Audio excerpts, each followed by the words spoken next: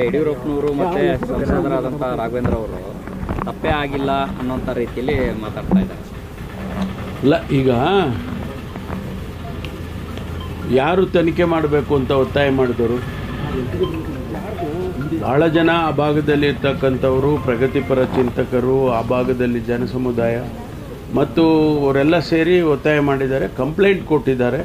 Complaint ಕೊಟ್ಟವರು ಕೂಡ ಹೇಳಿದ್ದಾರೆ ಇಲ್ಲೆಲ್ಲ ಈ ರೀತಿ ಆಗಿದೆ ಅಂತ. ಅದನ್ನ ತನಿಖೆ ಮಾಡಿ ಆಗಿದೆ ಆಗಿಲ್ಲ ಅನ್ನೋದು ಗೊತ್ತಾಗಬೇಕಲ್ಲ. ಸುಮ್ಮನೆ ಹೀಗೆ ಹೇಳ್ಕೊಂಡು ಹೋಗ್ತಾ ಇದ್ದರೆ ಅದು ಕಾನೂನು ದೃಷ್ಟಿಯಲ್ಲೂ ಕೂಡ ಸರಿ ಕಾಣಿಸೋದಿಲ್ಲ. ಹಾಗಾಗಿ ಅದರ ತನಿಖೆ ಆದೇಶ ಮಾಡಿದ್ದೇವೆ. ತನಿಖೆಯಲ್ಲಿ ಏನು ಬರುತ್ತೆ ಗೊತ್ತಿಲ್ಲ ನಮಗೆ. ಏನೂ ಇಲ್ಲ ಅಂತಾದರೆ ಯಡಿಯೂರಪ್ಪನವರು ಹೇಳಿದಾಗೆ ಆಯಿತು, ಏನೂ ಇಲ್ಲ ಅಂಥೇಳಿ ಇಡೀ ಸಮಾಜಕ್ಕೆ ತಿಳಿಸ್ಬೋದು ನಾವು. ಹಾಗಾಗಿ ತನಿಖೆ ಮಾಡಿದ್ದೇವೆ.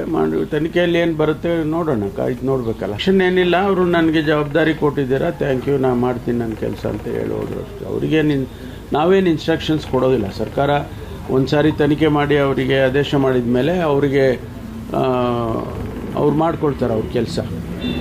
ಈಗ SIT ತಂಡದಿಂದ ವೈಯಕ್ತಿಕ ಕಾರಣಕ್ಕಾಗಿ ಯಾರಾದರೂ ಅಧಿಕಾರಿಗಳು ಹೊರಗುಳಿಯುವಂಥದ್ದು ಏನಾದರೂ ಆಗ್ತಾ ಇದೆ? ಇಲ್ವಲ್ಲ, ಆ ರೀತಿ ಏನು ಗೊತ್ತಿಲ್ಲ ನನಗೆ. ವೈಯಕ್ತಿಕ ಕಾರಣಕ್ಕಾಗಿ ನನಗೆ ಆ ರೀತಿ ಏನಿಲ್ಲ.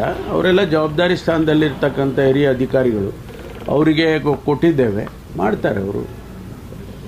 ನನಗೆ ಆಗಲಿ ಸರ್ಕಾರಕ್ಕೆ ಯಾರು ಇಲ್ಲ ನಾವು ಮಾಡೋದಿಲ್ಲ ಬರೋದಿಲ್ಲ ಹಾಗೆ ಅಂತ ಏನು ಯಾರು ಹೇಳಿಲ್ಲ. ನೀವೇ ಹೇಳ್ಕೊಳ್ತಾ ಇದ್ದೀರಾ?